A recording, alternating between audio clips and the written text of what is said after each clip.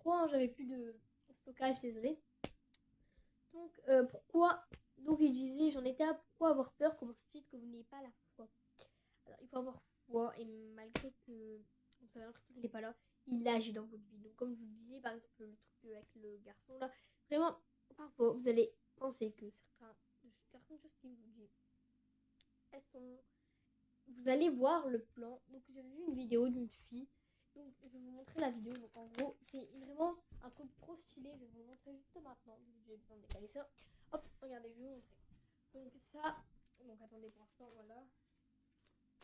Ça, au début, ça va être les plans que Dieu il va te proposer. Voilà. Au premier abord, ça a l'air abîmé. Ça n'a pas l'air beau. Ça, c'est les plans que le diable il va te montrer. Tout de suite, tu vas vite faire ton show.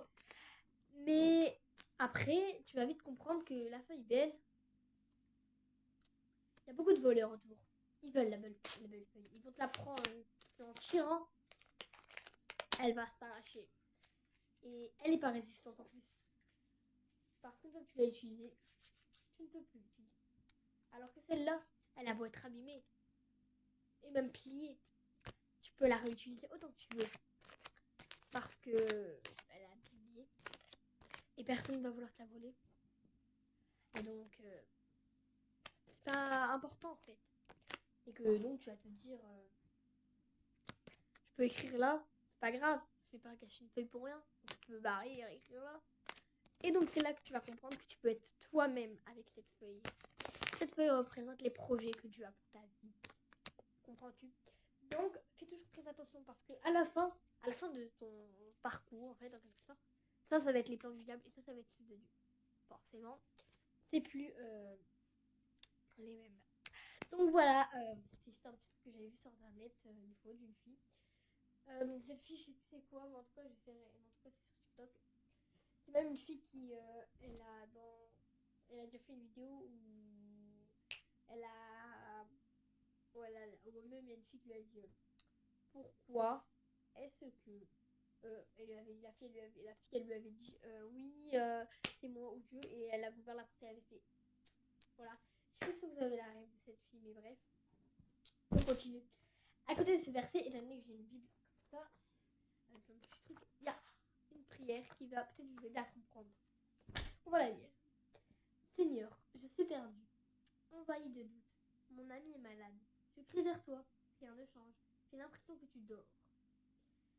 Pourtant, tu es près de moi, et c'est en moi que tu calmes les tempêtes, mes doutes, mes peurs, mon orgueil. Tu leur dis silence. Comme je dis, c'est vos problèmes. Bon, même ça peut être l'orgueil, plein de choses, bref. Rien n'a changé extérieurement, mais ta paix et ta force m'éclairent. Je peux reprendre la route avec toi. Voilà, donc en espérant, c'est pas encore la fin parce que là on a quelques explications. La mer, maison des démons. Pour les juifs, le lieu de résidence des démons est la mer. Le lac de Génézareth, qu'on appelle la mer de Galilée, est pour ainsi dire leur maison. Jésus va manifester aux 12 et à quelques autres témoins qu'il est celui qui enferme les forces du mal dans leur maison. Donc encore une fois, la mer, ça représente les démons. Et ils vont te mettre des problèmes dans ta barque, donc dans ta vie. Mais ils le savent qu'il y a Jésus. Et Jésus, il leur dit silence et ça s'arrête.